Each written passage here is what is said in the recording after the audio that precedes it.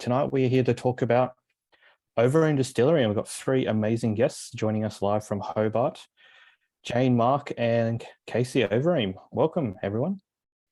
Thanks for having us. Thanks for having us, guys. Yeah. Oh, mate, it's been an absolute pleasure, and the feedback from this whiskey, which we'll get to in a minute, it's been great.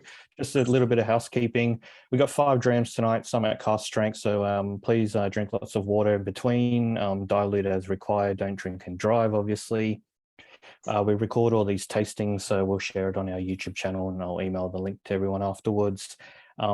Just because there's so many people in the room, I've just muted everyone to keep the background noise down. But if you have any questions throughout, just throw it into the chat, and we'll ask it. We'd like to encourage as many questions as an interactive session. And yeah, maybe at the very end, if there's a few minutes left, depending on how we're all going for time, we might even unmute. But otherwise, yeah, just throw in your questions.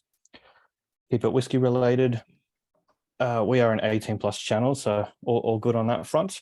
Otherwise, yeah, I do recommend, if you've got 5 glasses, pour the whiskey in 5 glasses and then save a little bit so you can get back and try them all at the end. Otherwise, I will hand it over to Jane, Mark, and Casey. Maybe you want to kick off with the first whiskey.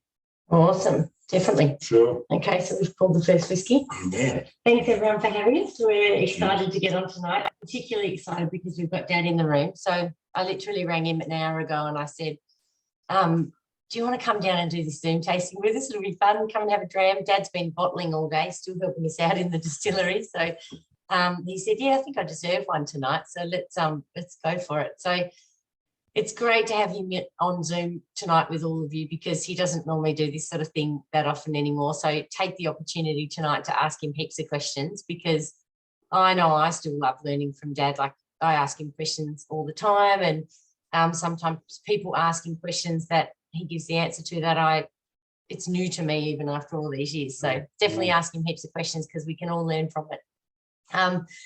We're going to talk a little bit about the history of Overeem tonight, and sort of where we've come from and where we are today. But we won't keep you hanging too long to enjoy the first whiskey. And as Oliver said, if you can have whiskey 1 and 2 at least side by side, it's really a nice opportunity to taste our 2 sort of flagship whiskies side by side, and decide which one you prefer and why. It's interesting to talk about. So the first whiskey is our port cask. This is our flagship whiskey at 43%. And the second whiskey is our sherry cask matured, also at 43%. So yeah, really nice to try these side by side. Mark's going to talk a little bit about the port cask to kick us off. Sure, great. Yeah, I think we should probably, we encourage people to sort of pour these side by side, because as Jane mentioned, they are our sort of flagship expressions at Overeem. They're some of the first whiskies that Casey released back in 2012 when he first launched, or late 2011. And they're probably an integral part of our core range of single malt, single cask whiskies. And we feel as though they really represent what Overeem stands for. And we like to put these side by sides when we're doing tours and so forth at the distillery and at events and tastings, because we like to get some feedback on what people prefer, whether it be the port or the sherry cask expression. And the reality is these 2 expressions are almost identical from a production perspective. So it's the same single malt spirit going in. We treat the casks the same way. It's a very similar sort of maturation time period as well, if not identical. The only thing that separates these 2 is the casks that they are matured in. So whiskey number 1, as Ollie mentioned, is the port cask matured, or export cask matured, single cask, single malt expression, presented at 43% ABV. And whiskey number 2 is sherry cask matured, or Australian Perry cask matured, presented at 43%. So we mature these for anywhere between 5 to 6 years in a cool climate, sort of underground bunker environment. And the reason we mature for that long is we feel as though that's a really sweet spot, and we get this really lovely harmony between spirit and cask. We're maturing in 100-litre size casks, exponential casks, that obviously have had 20 port or Australian 20 port or Australian sherry in it. And like I say, we find this really lovely harmony where the new make spirit will come through. We get a lot of these sort of orchid fruits, so all the malt comes through on the palate. It's got a little bit of palate weight on it.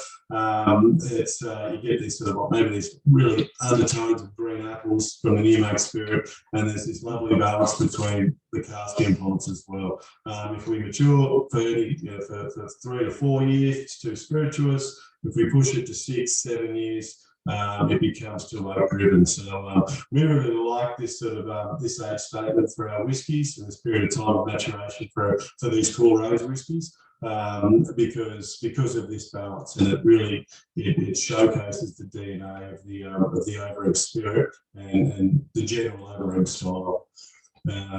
As far as tasting notes go, with the podcast expression, I find that common feedback. We get a lot of sort of sour caramels and butterscotch and honeycomb, sort of a lighter style whiskey. Whereas with the sherry cask expression, it's a bit more sort of savoury driven, a bit darker, a bit richer, sort of dried fruits, and it's just got a little bit of nuttiness on the back end. So I'd be interested to see in the comments if there is any. I'll get to Emma's question in a minute because I had a similar one as well. But the first, because I've just tried these side by side, but I don't know if you're holding it up. Both of these are actually quite oily, quite viscous. Is that because of its age, being around 5-6 years? Does your spirit get more viscous as you kind of mature it longer, or? It's a really good question. Perhaps Casey can sort of touch on this after I've sort of got my comments on it.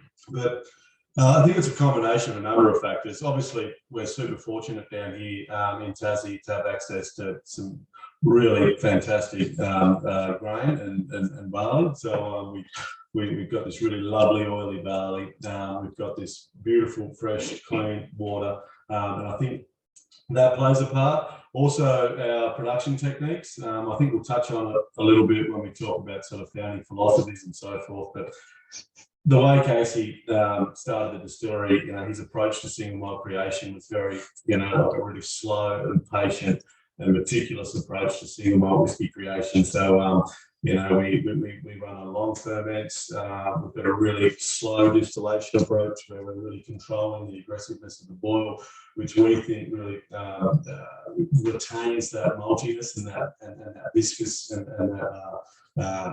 palate weight. And then also the maturation environment we allow our casks to mature in. It's this gentle, sort of slow approach because of that low temperature, or that not a lot of temperature fluctuation, and it allows us to retain this sort of this malt in the spirit. Is that?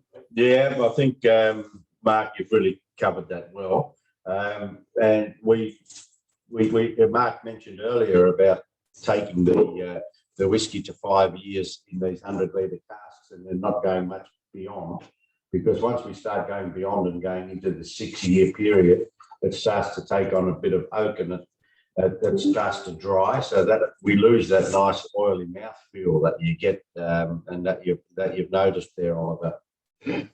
Oh, it's that, like drinking a whiskey, like you've got the nose, the palate, the finish, but I feel like mouthfeel is something that's missing in certain whiskies. It gives you the experience. I think it brings everything together, and both these drams are winners for me, even at 43%.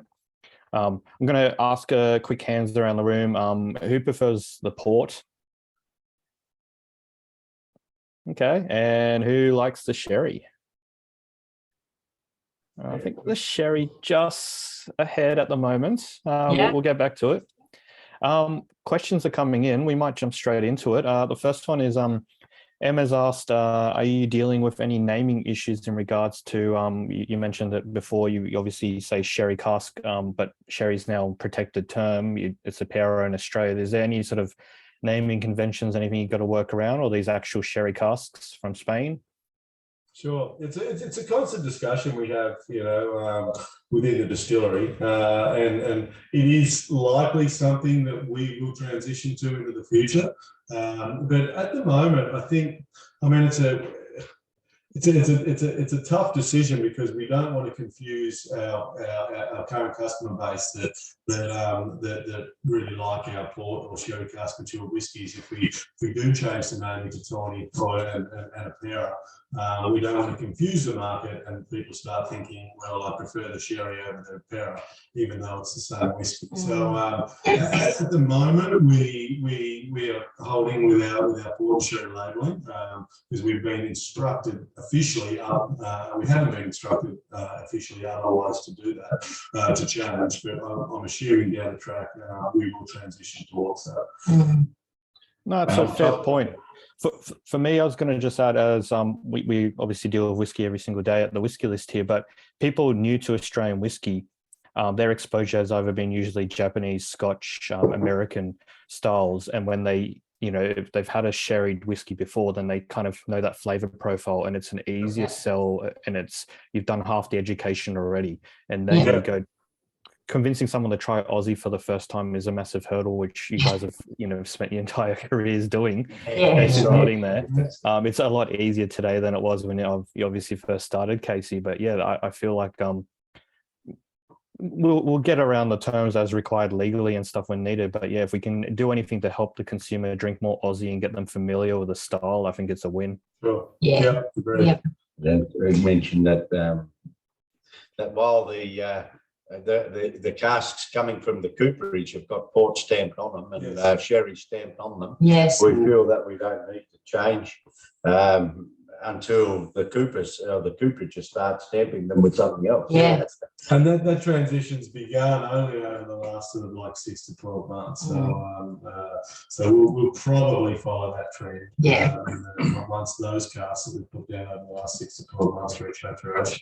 And we are putting down a lot of Portuguese port casks too now, and also Spanish sherry. So yeah, we'll definitely try to differentiate that as these ones come online in the next few years. Oh, great point. It has become such a brand thing, the whole Overeem Port Sherry thing, because we literally get emails from people, hey guys, can I get an Overeem Port 43? They don't even call it a single malt whiskey anymore. We all know what it means. Yeah, exactly. Yeah. Benny, a question for you. Is your babysitting services available? Thank you. Benny actually asks, with these so do both the port and the sherry casks, he obviously refers to the freshness of the cask. Are they first fill, second fill, third fill? Yeah, so all first fill ones that you're trying, we only put a small number of second fills down, and they're normally the casks that we find to be extremely good and want to use again. Seems a waste to not use them again. But everything you're trying today is or tonight is first fill. Yeah, awesome. And one more, Andrew says, well, obviously referring to picking over the first or the second whiskey, a bit like picking a favorite child. Sometimes he gets splinters out. Matt says it's his favorite part, referring to the mouthfeel before. And Benny has a follow-up question, basically, is what cask size do you guys usually focus on? That's a good question, because with the core range of whiskies, which I touched on being the port and sherry cask mature expressions.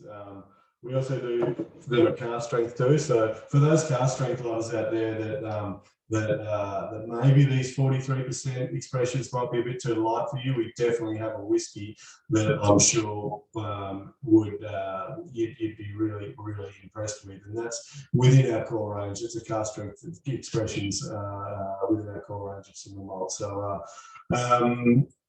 with regards to cask size, we'll always be doing 100 litres, 100 litre 5 to 6 year old maturations for these core range whiskies. But we're definitely laying down a larger format cask, 200 bourbons, 225s, 45s, and 300 litre casks as well. But we're excited to see how long we can push them out for and see where the maturation period takes us. That's a fair point. If anyone ever gets down to Tassie, definitely go check out the Bond Store, do the cellar door experience, the tour. Amazing setup, beautiful copper still that's always polished.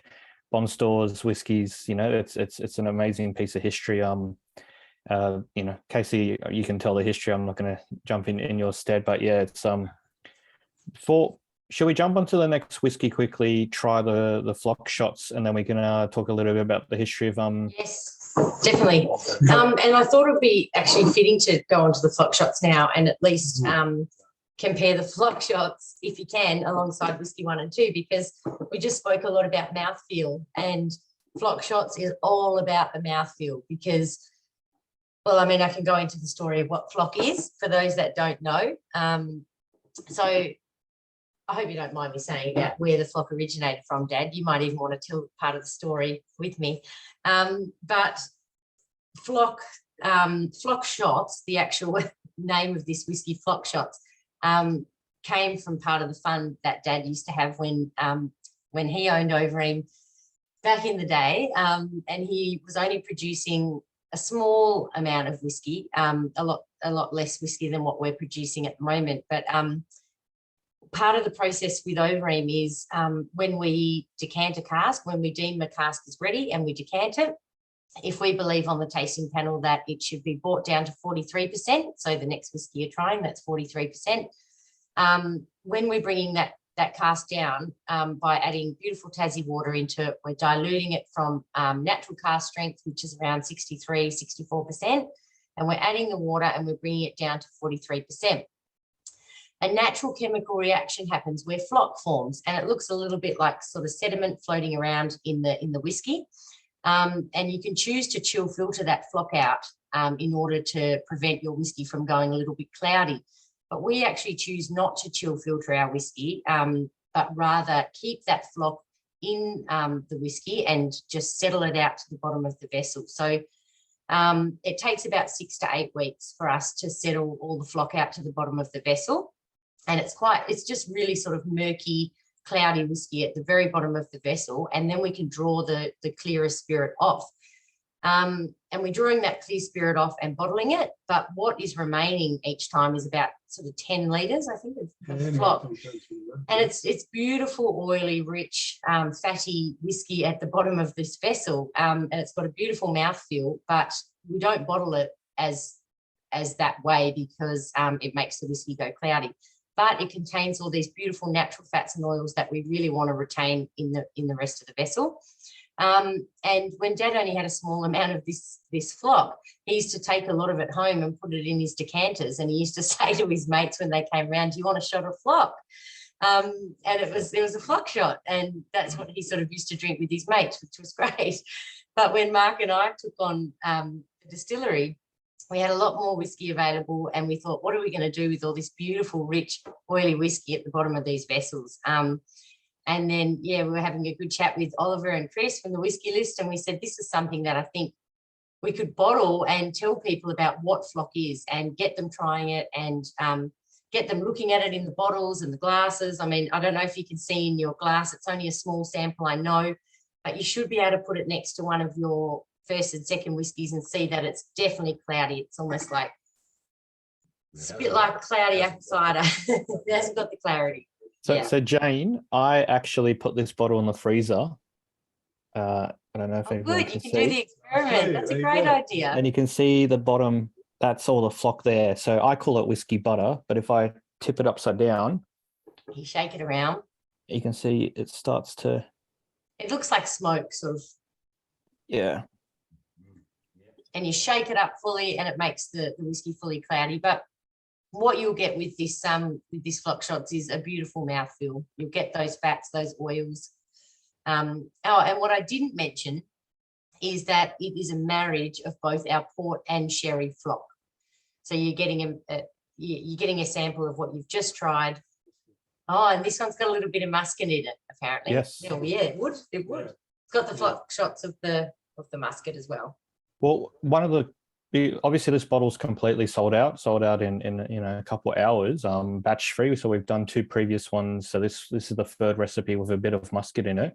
People have asked, is it a 50-50 split of port and sherry with a little bit of muscat, or the ratios all over the place? Like where, because for me, I've just compared it to Floc Shots number 1, which to me was more more port, I think. Yeah, But definitely. the sweetness from the muscat, I think, adds an extra balance, a layer in it. And it feels like, I don't know, I like it. I prefer batch free as personally as my favorite. It's just easier to drink, and I can have multiple drams. And I don't know, if you're comparing it to butter, you can only have like a little bit of butter in your toast. This, I would put like lots of butter on your toast, and if that comparison makes sense, that metaphor. Yeah, as far as ratios goes, I think it was somewhere along the lines of maybe, if we put it as a percentage, it was probably like maybe 60% sherry, 30% port, and 10% muscat.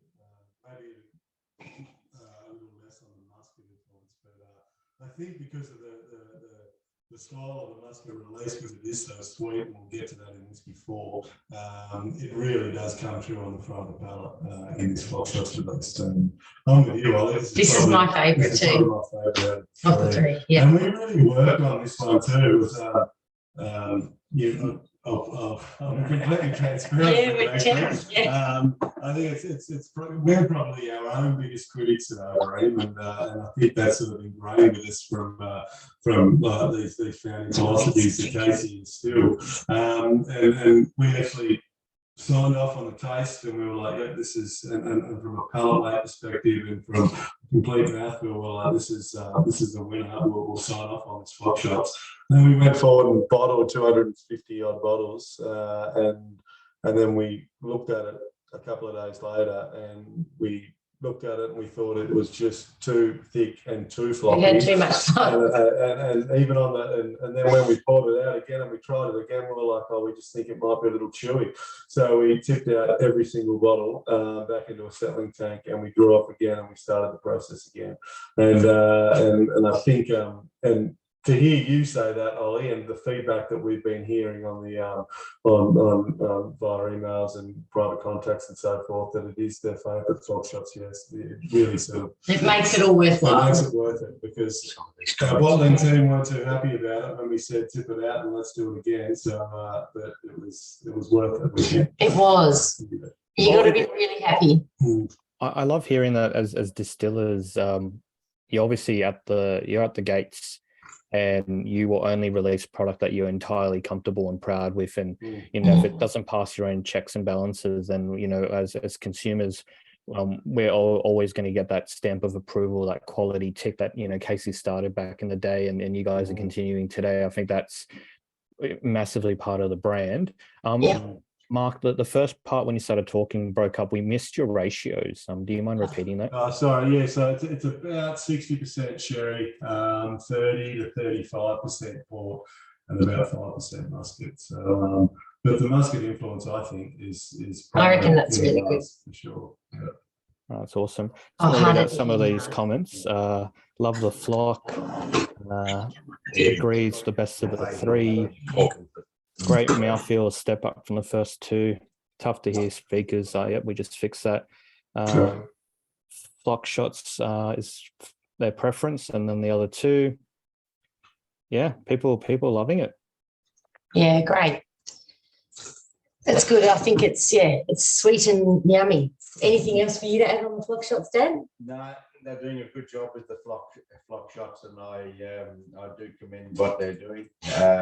It was always a bit of fun, especially at the distillery when we were doing early distillery tours, and someone would stick their head in that little settling room where there were many buckets settling out, and I'd say, who wants a Floc Shot? And they'd all look at it and say, no way, it looked like mud. And anyway, I'd dip a glass in and take a little mouthful myself and pass the glass around, and it was always surprising to hear the comments. Well, not really surprising, but yeah, they were very surprised at how good it was to drink. Yeah. And that was when it was really muddy. Yeah. So if you ever come to Overeem Distillery, to which you're all welcome, come and try a real flocky Floc Shot, a muddy Floc Shot. You must. I highly recommend it. And Jane, previously when we've done these bottlings, you've always kept a couple back for distillery, the cellar door. Is that the case as well? Yeah, but this particular one's all gone. All gone too quick. Yeah. I think everyone that couldn't get it through you, Ollie, got it through us. rang us up straight away and posed that exact question, and we were like, "Yeah, there's a couple," and then that was gone. All right. Well, Nick's just asked, Nick Sutton's just asked, do you know if you guys are the only ones doing this? I know that there's other distilleries leaving Floc in their whiskies, absolutely. But I don't know if there's anyone actually doing a Floc rich release such as this. That's my understanding too. There's a few Aussies who will talk about flocking in their bottle, but yeah, no one's actually decanted it and launched it as its own product like you guys have. So yeah. Cool. Do we want to keep going, or do we want to hear from Casey a little bit about the history of Overeem? Maybe what was the origins, origin stories? How did you get into it? Can you hear Dad all right? Yeah, we can hear Dad. Okay, Yeah, good. well, the origins of whiskey was I don't know how many of you know this, but there was a trip to Norway with my wife when we first got married, and one of my wife's uncle had a little micro distillery down in his cellar, and that was my first introduction. I was 25 or 26 years old, and anyway, he offered me a little shot straight from his bucket, and he said to me, Casey, with you and me, good friends, he said, skull. So I skull, but little did I know that skull was cheers in Norwegian, and it was at 70+%, and the tears came out of my eyes. I coughed and spluttered, and it was quite. And he said, "Why you drink it all at once?" I said, "Yeah, you told me to skull it."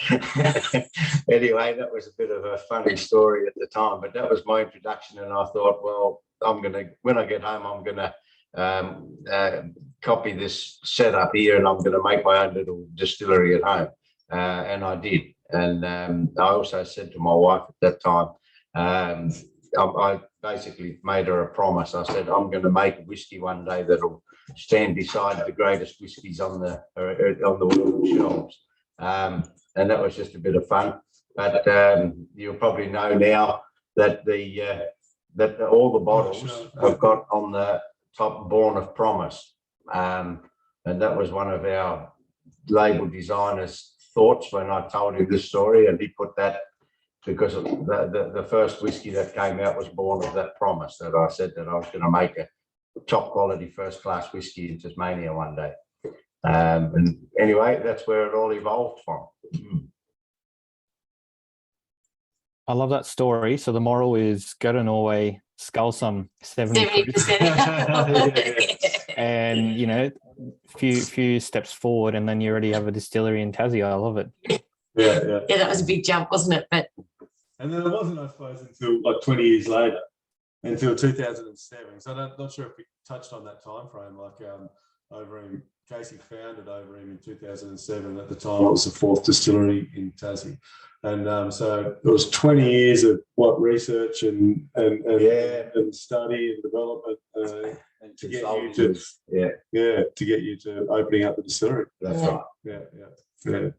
So I think that sort of speaks of that sort of patient sort of approach to doing things right the first time. mm-hmm. I also met Bill Lark in the late 80s, or Bill met me. He'd bought a little copper pot still and wanted to know how to use it. And a friend of his was my neighbour, and he said, "I know just a bloke who'll help you work out what to do with that still." And anyway, the next Saturday, Bill Lark comes up with his father-in-law, and we started making whiskey together. And so that was probably in 1988 or something. And it was 4 years later that Bill actually got the government to change the laws, as you probably know about as part of the Lark history, that the laws were changed and it allowed for small still and small production of spirit in the country, and that was really the turning point for the whole industry, or for the illegal distillers to be able to become legal. So and that's where the whole industry was born. Yeah. So well done to Bill. And And Casey, you worked closely with Bill in the early days, but you obviously had different stills. You had your own specs for your own wash, all that sort of stuff. You lent a bit of your bond store to him in the early days, I believe, as well. So there's a lot of great history there, but at the same time, you've always done Overeem your way, and kept things, to your specs. And I think that those specifications, whilst the business has scaled up and larger stills and larger team and everything, but now imagine a lot of those specs from the early days continue from today, right? Yep, they certainly do.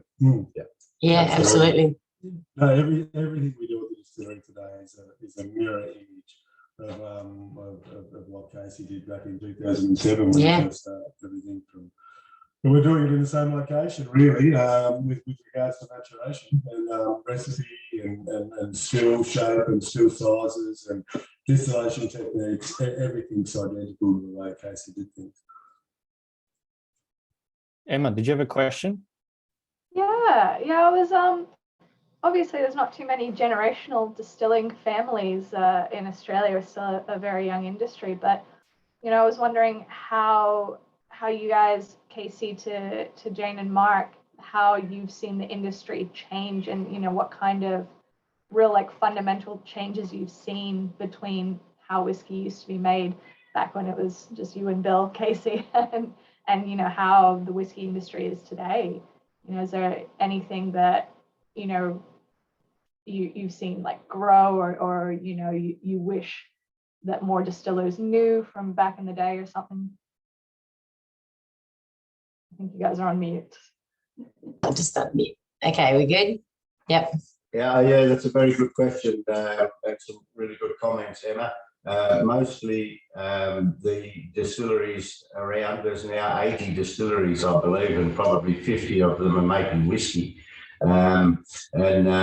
But in some cases, yes, the quality is probably not there, and we as the early or the founders of the industry, that's Patrick, myself, and Bill, we've got some concerns with some of the whiskies that are being let loose, and which is probably not up to speed. Some of the people some of the guys that are producing the whiskey are cutting corners. I'm personally not a big fan of 20-litre cask maturation. I think they over oak before they're mature, and you get maybe 1 out of 5, or probably even 1 out of 10 that would come up to the standard that I'd expect from a whiskey, as far as mouthfeel and flavour profile. So yes, there are some concerns, but I'd still say that probably 80% of the whiskies that are produced here in the state, and probably interstate as well, are of a very good and high standard. So yeah.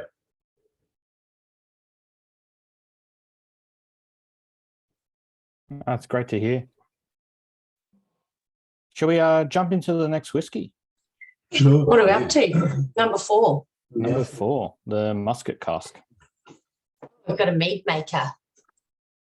Oh, so I just got an inquiry about mead, actually. Someone who's making mead in Tasmania has actually asked for our whiskey to do something.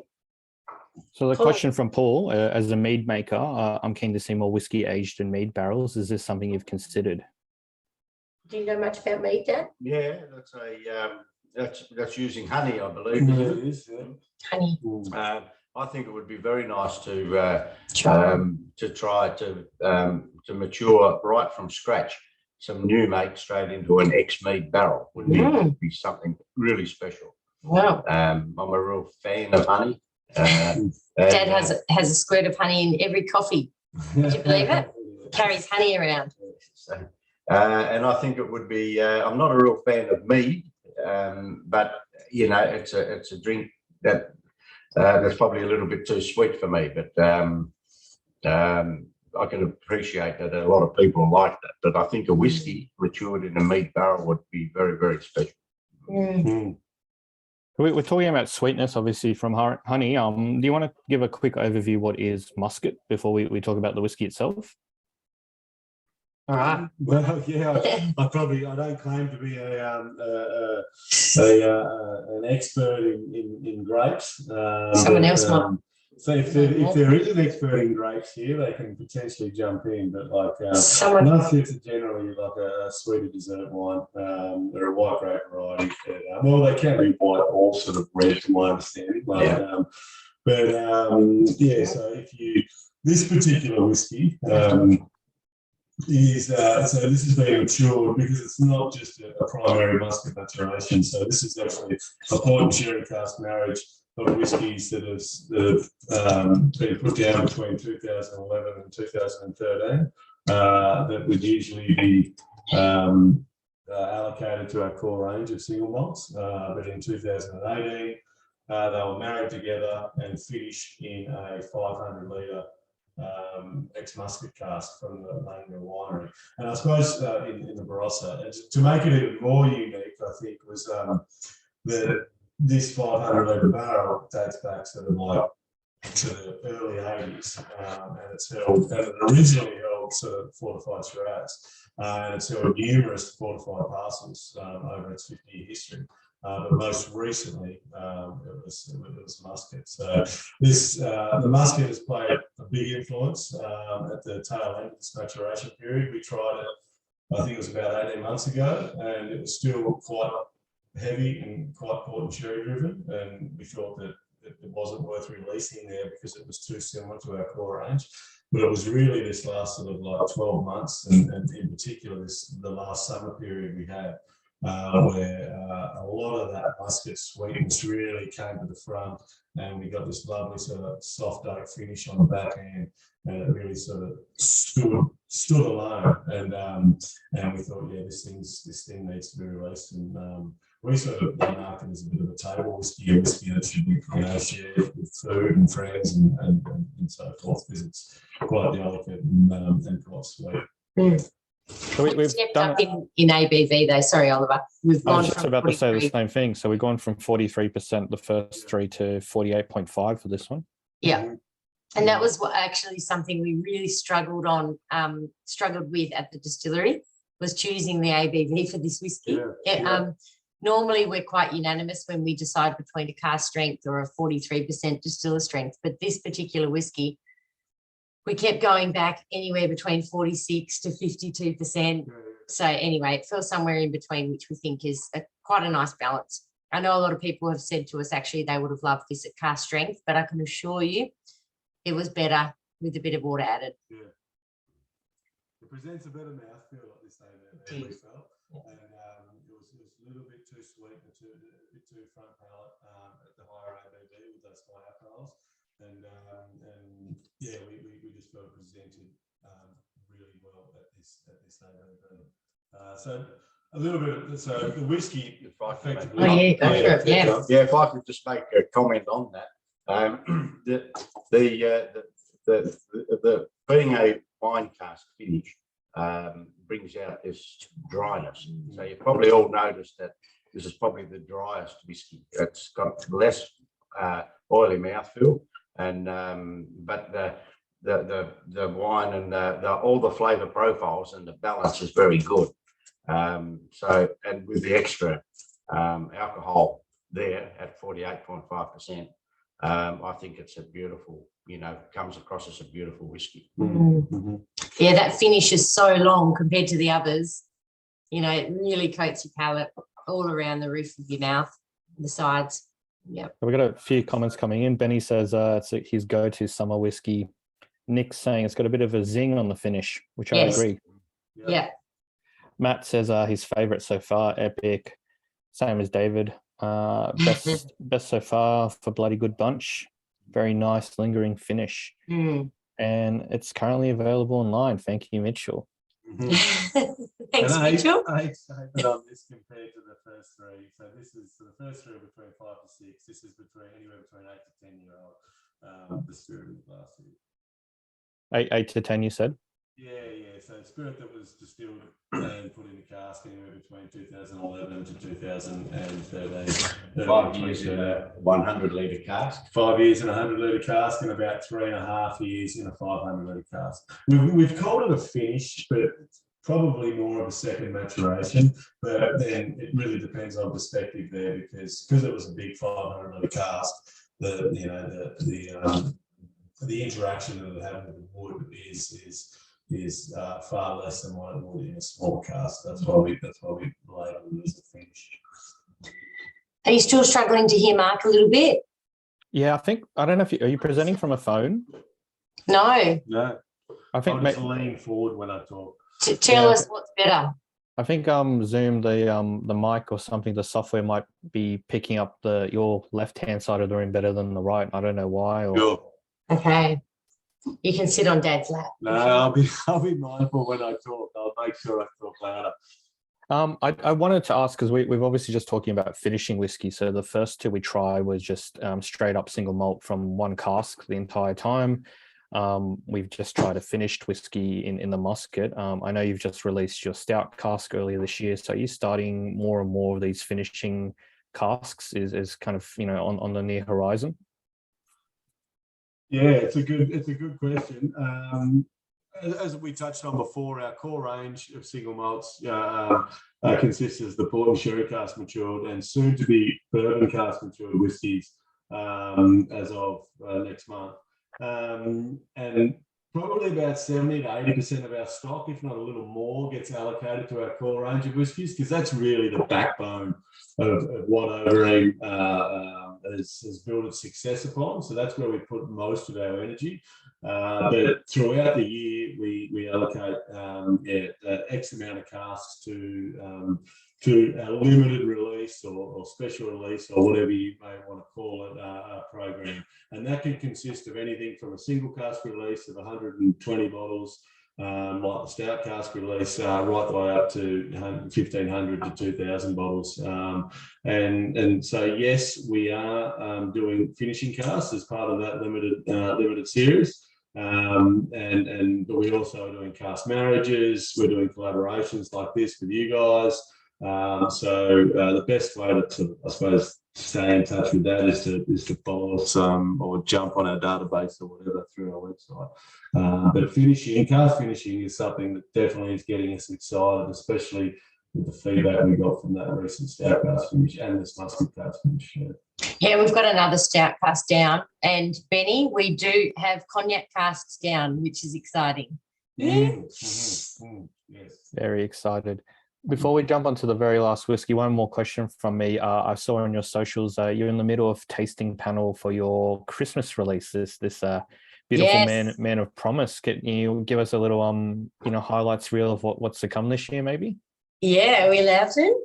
Yeah. It's all decanted and married together and ready to go. It's settling. It's marrying. Casey had an exhausting time down at his shack a couple of weeks ago, having to sample out of a dozen or so casks, trying to put this Man of Promise release together. Do you want to tell what the Man of Promise is, I suppose? Yeah, so and actually this is a bit of a segue back to one of Benny's questions earlier. He said, would you have ever imagined getting the brand back? It's probably just touching on this a little bit.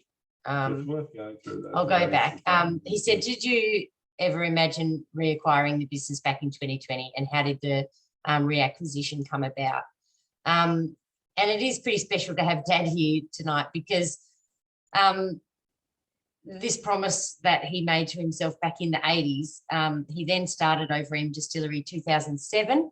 But in 2014, when Dad realised it was time to take the business, his hobby business, to the next level, he was approached by a group of local investors at the time that had just bought Lark Distillery. And for those that don't know, Bill Lark retired 2014, and Lark Distillery was sold. And the same group of investors also acquired Overeem. So Dad was pretty reluctant to sell, weren't you, Dad? You should probably be telling this story. Oh, you're going well. Dad was reluctant to sell. I remember he just thought, oh, do I want to? And, and Mark and I went even together at the time. And he's got 3 daughters, my sisters. One of my sisters is a nurse. The other one's a beauty therapist, not interested in whiskey at all. I was the only one really interested in whiskey. And Dad sort of said to me, I think this is a good opportunity for you to, you know, start up with the new company. And so I got a role in the new business as sales and marketing manager for Lark and Overeem. And I really enjoyed it. I learned a lot in probably, I was there 2.5 to 3 years. But during those years, Mark and I decided that we really wanted to start our own family distillery again. And we did that with Dad's full support. He was pretty excited for us that we wanted to go out and do that again. And I think that was when the regret probably set in, because Dad thought, oh, I should have kept it, you know, now you guys have got to go and start from the start again.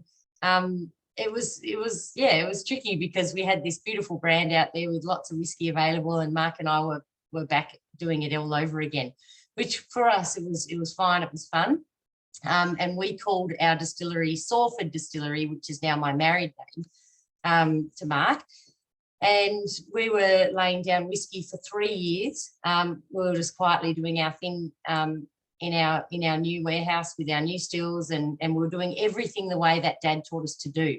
We were basically making Overeem exactly the same way in the warehouse, but we knew that after 5 years of maturation and we would start to release our whiskey, we would have to make it different to Overeem. So we thought, when it gets to that 5 years, we'll marry casks, we'll do some really different style finishing casks, we'll change it up post maturation.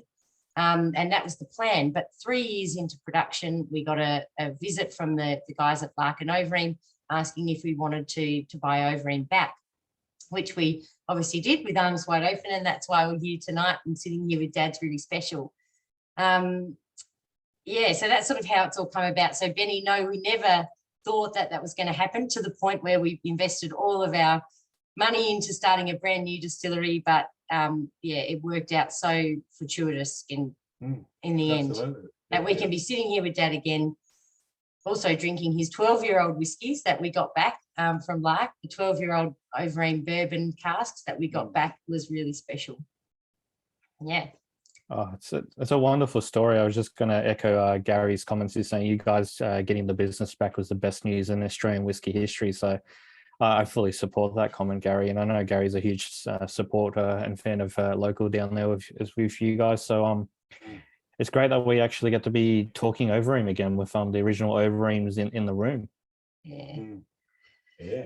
No, it was good news. It was good news for us, and it was so nice that everyone was really supportive of it and happy for it to come back to the family. It was really good. I'm just conscious of time, because I said 1 hour and we're getting pretty close to the end. So let's crack into the fifth whiskey, the Port Sherry Marriage.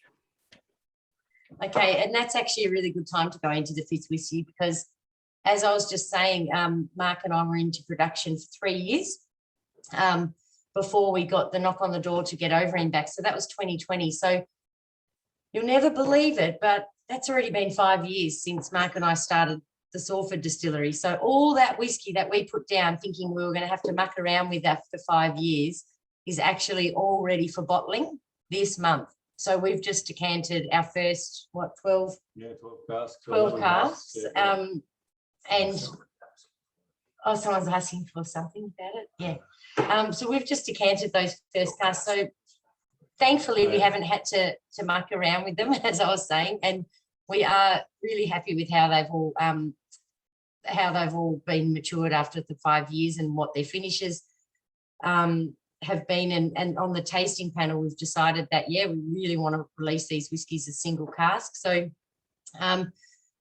we are releasing all these Sawford casks as Overeem in Overeem bottles. It is Overeem, even though the business at the time was Sawford. It's all now Overeem Whisky. But what we are doing, for those that know and understand, we are going to be releasing these as SD casks, so Sawford Distillery casks. So every bottle you buy of Overeem core range, you'll see on the bottles, it's got a bottle number and a cask number. So you probably can't see. Can't see even if you pull it back. So on the ones you've tried tonight, you would have seen, if you had the bottles, it's an OD cask. So Overeem Distillery cask number 450, for example. And when we release the Sawford casks, we're starting from SD001. So SD001 will be released at the end of this month, and number 2 and so forth. So for those that know, you will notice when the stock that you're buying is from Mark and myself through those 3 years until we roll it back into Overeem Distillery numbers when we bought the business back. So that's sort of how it's going to work. And Gary, you've asked about you want some of that stuff from Bruny Island. I'll let you know a little secret. The man of promise for this year. We can't hear at the moment, Casey. It's gone quiet. Come right in. I've pinched my volume. Is that better? Can you hear me Yeah, now? that's better. Thank you. Yeah. No, Gary, thanks for your comments. And you asked about the stuff from Bruny Island. Well, Sawford Distillery got their original wash from Bruny Island, and that's probably what you're referring to. And you might in for a little treat because the Man of Promise for this year contains a bit of that wash or whiskey that's been in a cask for 5 years as Sawford, and that's in this year's Man of Promise. So there you go. Yeah. So the Man of Promise this year is a marriage of OD casks and SD casks, which is pretty cool, pretty exciting. But this whiskey number 5 is a marriage of port and sherry casks. I'll lean forward. So of port and sherry casks, a port and a sherry cask. And these are some of those SD casks. I think it was SD 11, and it was actually a private cask we put down for a friend in the early years. So this is at cask strength, so it's going to be a step up from anything we've tasted so far. So if it's a little volatile, you might need to add a little bit of water to it just to sort of tone it back a little bit, because we are going from 48.5% right the way up to 60%. But on the nose, it is super vibrant. It's really, really sort of sweet and luscious. You get, I think it's a really lovely balance there between port and sherry. Nothing particular stands out either one of those casks. It just sort of like it marries really well. But I'd be interested to hear people's feedback on this one. It's James sort of touched on before about the SD casks and how they could potentially compare to the OD casks that we've been releasing. And we've been, as I mentioned before, we're our own biggest critics. And I think there's a little bit of a placebo effect when we're actually tasting the SD casks as we know them. But we've had probably 4 blind tastings now where we've compared the SD casks alongside the OD, some of our favourite OD casks. And there has been no clear winner, and we've mistakenly chosen the SD cast as OD cast, etc. So the similarity between the two is it's almost spot on. So so much so that we can't tell the difference at the Overeem tasting panel between both varieties. So yeah. So just to recap, you've got your sherry cask and a port cask, a single cask of each. You've blended them together. You've let them sit, relax, marriage. Then you've brought it to 60%, your cask strengths, and then we bottled it for the whiskey list, to be shared with all you wonderful whiskey lovers on the Zoom here tonight. That's this whiskey in a nutshell. Is there anything special about one of these casks in particular, Jane? What was that? Sorry, Oliver? Or is there anything special about one of these casks, I believe, that went into this marriage? Well, actually, both of them are special because they're both SD casks. Both of them? Yeah, they're both. SD 11. Yeah. So SD 11. And there was a private cask. And there was a private cask that we put down in the early days. Yeah. So that we brought back from a friend of the family. So, it is both 2 casks that we produced back in 2017 in the early days of Sawford. Yeah. So I guess what Oliver's alluding to is you guys are the first to try the Sawford casks. Is that what you're trying to say, Oliver?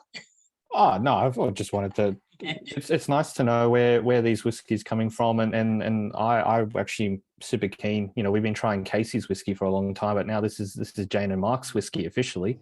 Yeah. Yeah. Congratulations on reaching 5 years of those casks, and I believe more Sawford casks will be coming out in the near future as well, right?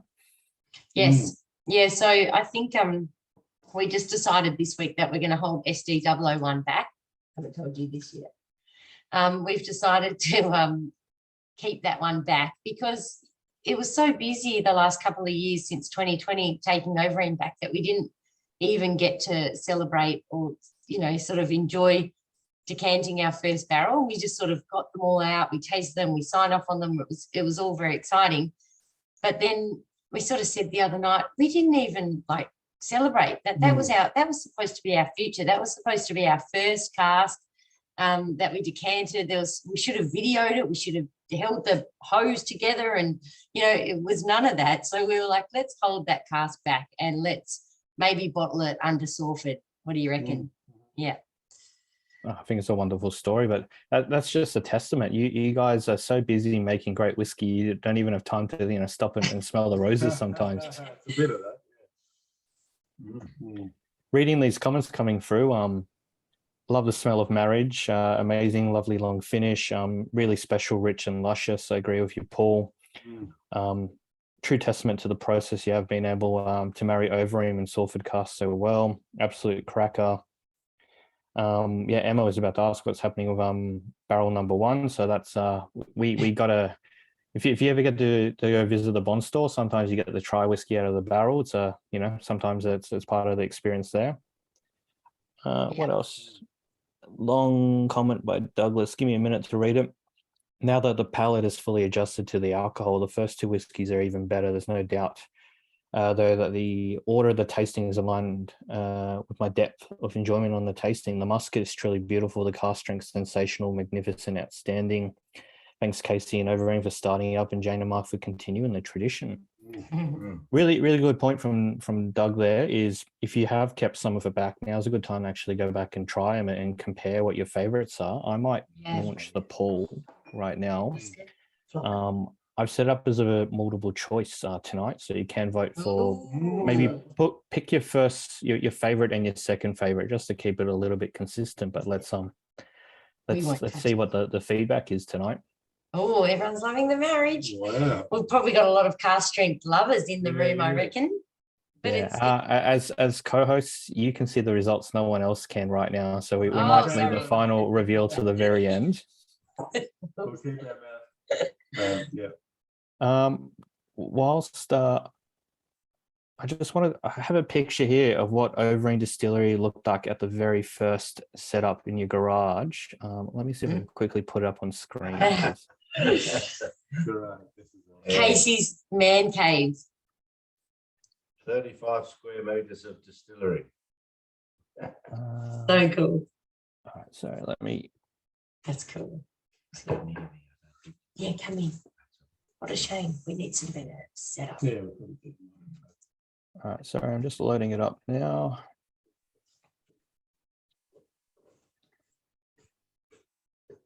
Where the hell is the share screen? There we go. All right, so for those Great. So cute. if you ever got to Tasmania, when was this photo taken? 2012-ish, I imagine. 2010 maybe. Might have been 2010. Mm. So have you ever? Sorry. You come in. Yeah, it's hard to know because it really didn't change much between 2006 when it was all built until 2019 when we moved. That was much the same. Yeah. So I was going to say, my first experience is you got the Tassie. There was these whiskey tours. There was the Lark Cellar Door. You get on this bus and, you know, you're driving through the suburbs and yeah, basically they drop you off at the center of this cul-de-sac. You get told to walk down this driveway and they said there's a distillery there and you know, the doors are shut and you don't know what you're expecting. And, you know, the doors were open wide up. There's this amazing smell of malted barley's coming out. And then, yeah, Casey pops his head through the door and says, come in and you know, come try some whiskey. And that was kind of my first experience of Aussie whiskey in general. But I just wanted to share that this is the humble beginnings. And I might just put up a picture of the current distillery now. So I've just grabbed this one off your website. Much more bigger shed. You've got behind there where that dark wall is, there's a little bond store in there as well. You've got a tasting room right to the right of us, or the left of us actually there. So, but you can see that the stills are very much the same setup, but a lot more optimized for making a lot more whiskey at the moment. But yeah, if you do get a chance to visit Hobart, there's a lot of great whiskey distilleries down there, but Overeem should be number one on your list. So do reach out to Jane and the team there, and they'll book you in on it. I think you got tours booking on your website now as well. Yeah, we do. Yep. So you grab a slot and jump in. They put up an awesome platter from their local restaurant down the road as well. So it's a wonderful afternoon spent.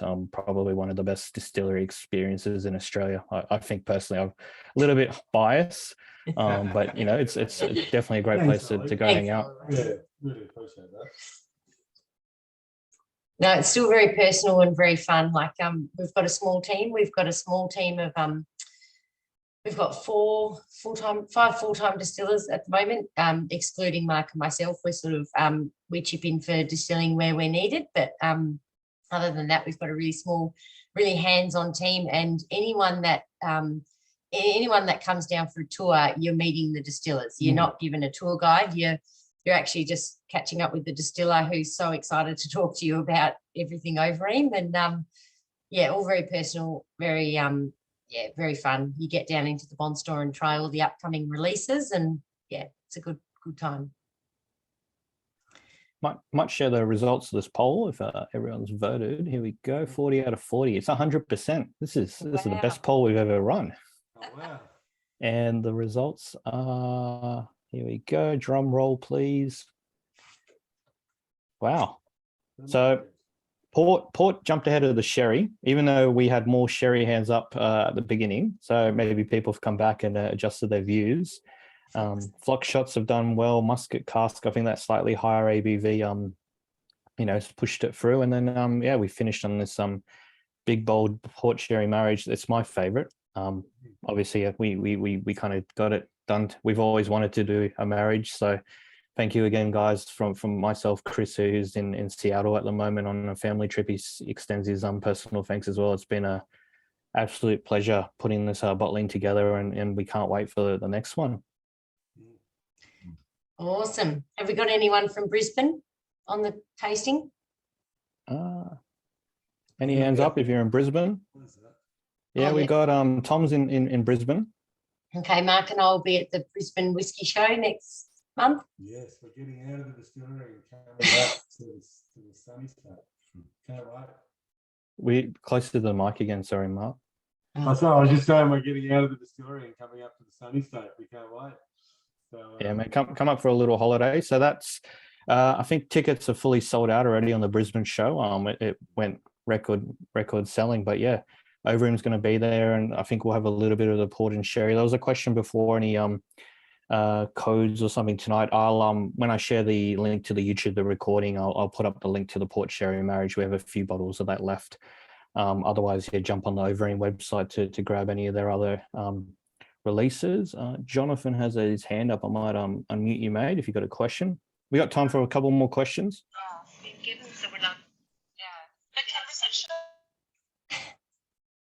No.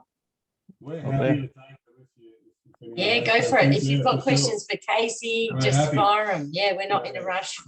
If you want to sign off, go for it. He put his hand up as in he's another Brisbaneite. So. Oh, cool. Yeah. Oh, good. Yep. Sorry, I completely. I thought there was a hand up for. I got a question.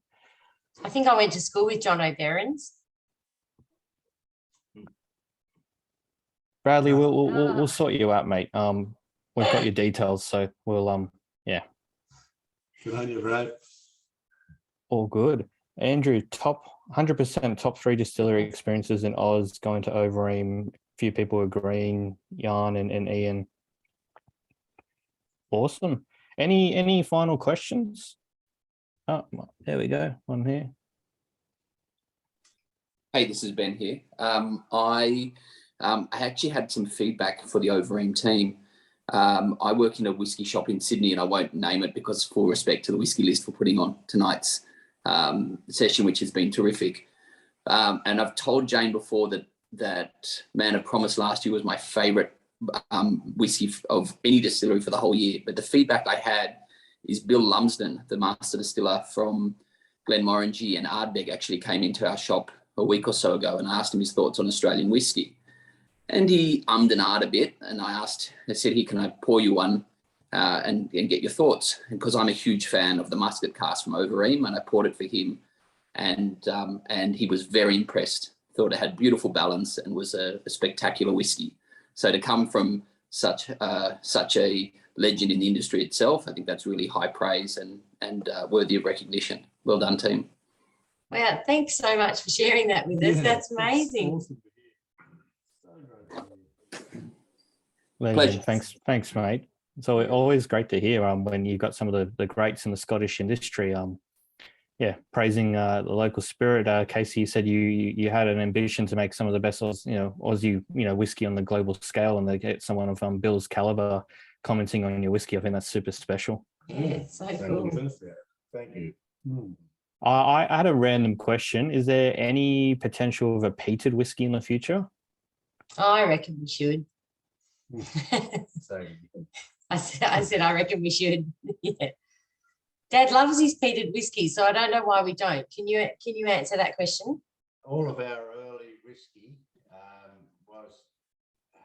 had a peated element in it. If you remember that lark were making our wash, and they had a Clayton's smoking and peating unit there, of which I used to get 50% of my barley Tasmanian peated, and there was just a hint of peat in all our early whiskey, which is now, which is no more. But yes, I am a fan of peated whiskey, and I'd love to use some Isla peated barley as an experiment with Overeem. I think it would be a terrific marriage. Yeah. I was actually going to chime in, but Gary beat me to the punch here. I know a few other Aussie distilleries are sometimes finishing in an ex-Isla cask, like ex-Lafroy Ardbeg. That might be a quick experiment, 6 months versus, getting the peat running and then, 5 years maturation. So I don't know, might be something on the near horizon. Yeah. Let's try that. Can do. Yeah, that sounds great. Good ideas. Benny, you had a question, mate. Sorry. I've got to be opportunistic and ask, well, she's having a feed now, but have you laid down any whiskey? I'm looking for a bottle that matches her month and year, which is July this year. Have you got any bottles laid down that month this year or to be released from that month this year that I should look out for? What date, Benny? 22nd of July. Okay, I'll just pull up the master barrel register and we'll have a look. What day was that? If it was any day other than a Sunday or perhaps a Monday, I reckon we would have been filling casks. It Just was closer a Friday. to the mic, Mark. It was a Friday. It was a Friday. I'm pretty sure we would have been filling casks on the Thursday or the Friday. So I think you'd be pretty safe. Amazing. Did you say the 27th of July? 22nd, 2-2.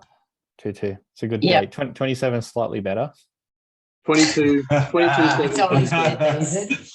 Hey, Benny, hit us up with an email and we'll send you through the details as to what we laid down. Awesome. And kudos to you guys. I've never had a bad Overeem whiskey, and that's, to me, it just speaks wonders. So I love the work you do. Thank you. Thanks, mate. Thank you. Yeah, anything like that, like if you've got a special date of birth or birthday or something you want to do, we can actually adjust the cask number and do something unique there.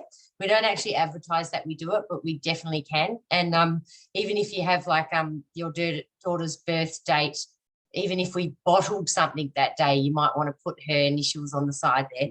We can definitely do that for you too. Short story is reach out to Jane. They'll look after you. And then congrats on the newborn, Benny. Did well to get her to sleep. Well done. Right, and feel free to pull up your babysitting services in the chat as well. All right. Well, if there's no more questions, I think we're a little bit over time, but might call it an end. Lots of good feedback on all the whiskies tonight. Jane, Mark, and Casey, a huge thank you again. Thanks for joining us, spending just over an hour, chatting, drinking whiskey. It's always fun. And yeah, please, everyone, if you're in Hobart, yeah, visit Overeem. Go check them out. It's truly an experience, and we'll see you on the next. We'll see you in Brisbane in a couple of weeks, anyway. So Sounds great.